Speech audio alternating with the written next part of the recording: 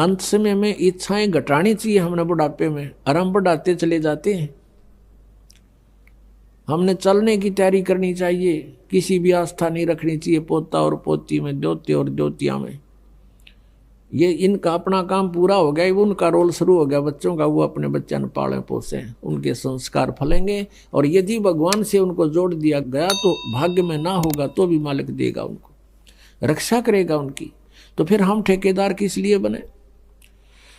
तो बुढ़ापे में हमारी दूनी दुर्गति करे युकाल, ना तो कोई हम करने योग्य रहते, इच्छाएं इतनी हो जाती हैं, न्यू हो जा भगवान, फलाने का न्यू हो जा, पोते का न्यू हो जा, पोती का वहां ब्याह हो जा। तो ये समस्याएं हमने घटानी पड़ेंगी अपनी, और ये ज्ञान से घटेंगी, वैसे कहने सुन से नहीं बनती बात। तो क्या बनती है बुढ़ापे में? आया बुढ़ापा बैरी, पड़े परिवार में ममता गहरी। आवे बुढ़ापा बैरी, पड़े परिवार में ममता गहरी। पोता ब्यालो या मन में रहरी, एली करवा जो खड़ी रहेली, करवा जो खड़ी। जो के ठेका ठा लिया, और कोई पूछा नहीं बुढ़ा ने। बच्चे कोई काम करना शुरू करते हैं, बीच में जाकर खड़ा हो गया, नो नहीं भाई नो करो। वो करते होंगे, उन्हें डिस्टर्ब करेगा।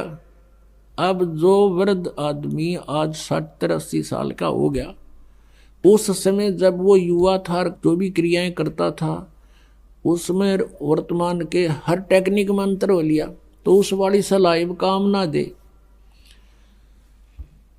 और फिर जब वृद्ध हो जाएगा, यो ज्ञान समझ में आ जाएगा, फिर तो परमात्मा कहते हैं, लोभी मन नाम सुमर ले रे, तू जीवित मर ले रे। फिर जीवित मर जाएगा। जितनी जैसी आपकी सोच समझ है, बच्चों को एक बार प्रार्थना करें, और वो कहें कि नहीं पिताजी ऐसा करेंगे, अच्छा बेटा ले देख लो, ऐसा कर लो, फिर अपनी माला लेकर मुंह फेर ले, बात नहीं करे दोबारा। क्योंकि वो बालक नहीं है और परमात्मा उनके साथ है। जहाँ जो भगवान साथ देगा, माँ बाप नहीं दे सकते। माँ बाप अपने बच्चों को खाना खिला के, अच्छी तरह नवा धोआ के, कपड़े सुथरे बढ़िया पहना के स्कूल भेज देते हैं, और रास्ते में दुर्घटना हो जाती है तो वहाँ माँ बाप का रोल नहीं है, वहाँ किसका रोल है? भगवान का। जब वहाँ रोल भगवान का है इसी टिपिकल स्टेज पे, तो वहाँ क्या भगवान आंख मीच के बैठेगा आपके बच्चों के साथ?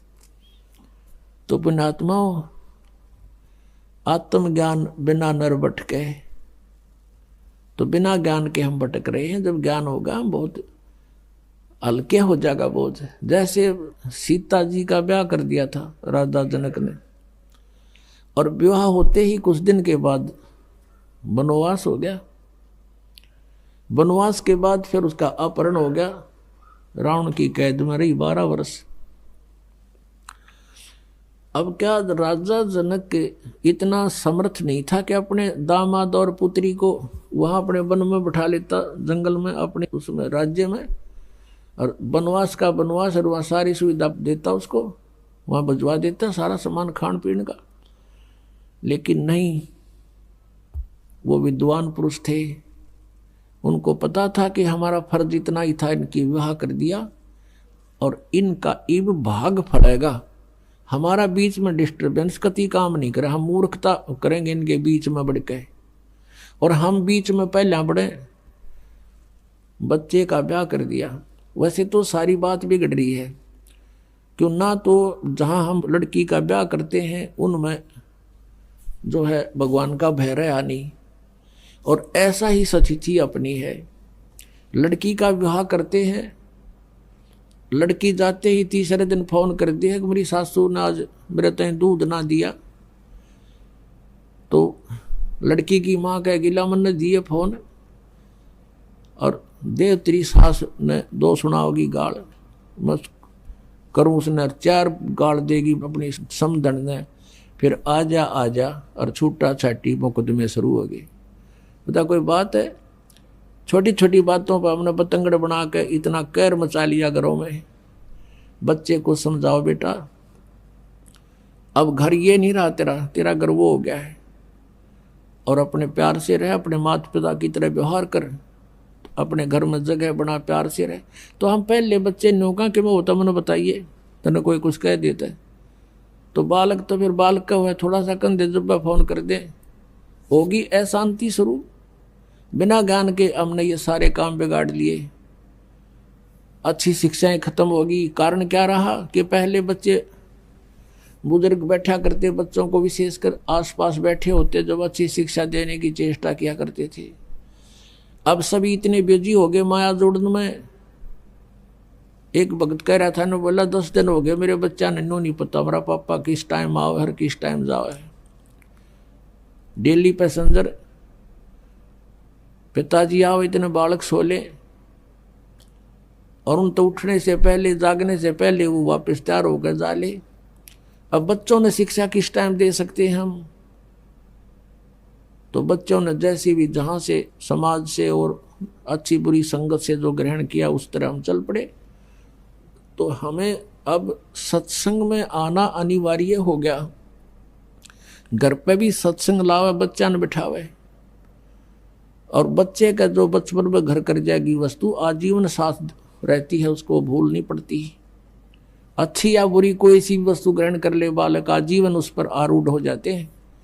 तो हमने बचपन से ही शिक्षाएं गलत दे दी, और जिस कारण से हमने समस्याएं घनी बढ़ा ली, तो सत्संग से घटेंगी। तो कहने का भाव ये है कि हम परमात्मा के चरणों में आने से हमारी सारी समस्याओं का समाधान होगा, परमात्मा पर विश्वास बढ़ेगा। अब प्रसंग चल रहा है कि हम जैसे कोई आपदा आप पर आई और नाम ले नहीं रखा, तो वो आपदा आपकी देह तोड़ जाएगी, उसमें बचाव नहीं होगा। बचाव करने के लिए हमने कुछ करना पड़ता है, और वो परमात्मा जिसकी शरण में आप कभी रहे हो और पार हुए नहीं, और फिर आप दोबारा भटक रहे हो,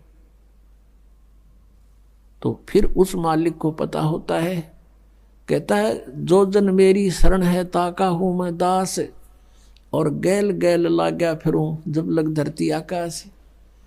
अब जैसे हम कबीर परमात्मा की शरण में नहीं थे, हम अपनी तरफ से तो नहीं थे शरण में, लेकिन हम पहले से इनके संबंधी थे।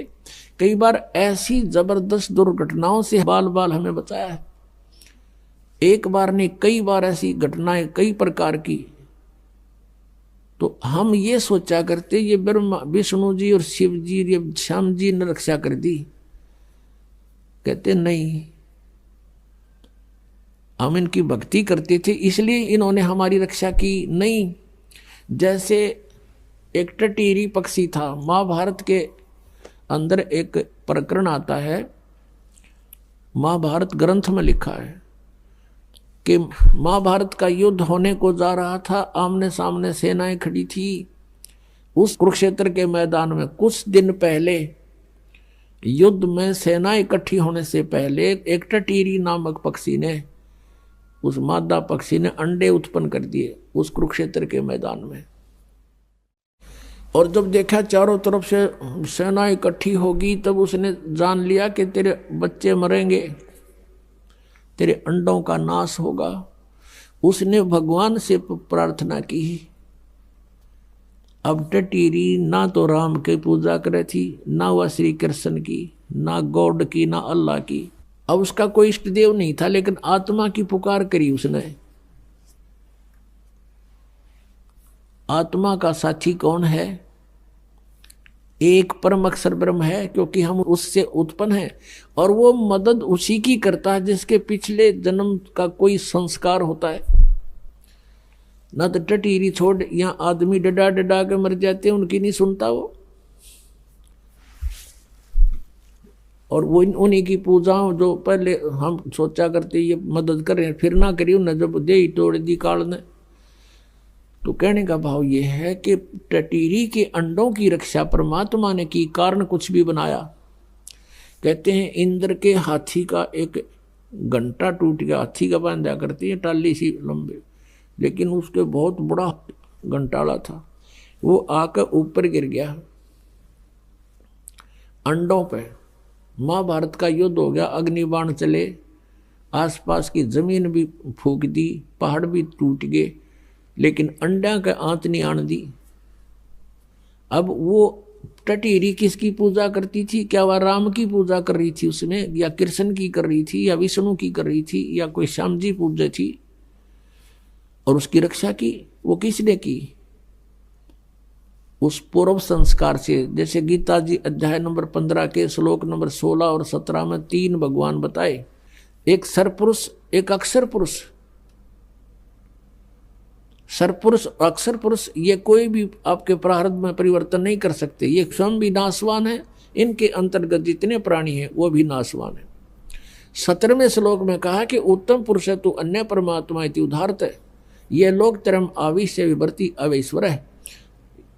वो वास्तव में पुरुषोत्तम, उत्तम पुरुष, पुरुषोत्तम श्रेष्ठ भगवान तो कोई और है जिसे परमात्मा कहते हैं, और वही तीनों लोकों में प्रवेश करके सबका धारण पोषण करता है। किसी भी प्राणी का जैसा भी लेन देन है वही करता है, वही उसने व्यवस्था करवा रखी है, और विशेष परिस्थितियों में वो अपनी प्यारी आत्मा के लिए स्वयं भी कहता, सो छल सीधर मैं करूं अपने जन के काज। अपने आत्मा ये इतने दयालु हैं हमारे साथ, फिर भी भटकते रहते हैं, हम तो यहीं रह जाते हैं मूर्खता से, और जो हम यहाँ रह गए तो हमारे लिए देख अब फिर भटक रहे हैं। परमात्मा 600 वर्ष पहले आए कबीर परमात्मा, जगह जगह जा करके अपने आप अपने सत्संग शुरू कर देते थे, पुण्यात्मा उनके विचार सुनने बैठ जाते थे, उनको फिर चार्ज करके परमात्मा सहस्रीर आए थे, सहस्रीर चले गए। उसके अतिरिक्त भी वो जब चाहें जब प्रकट हो जाते हैं।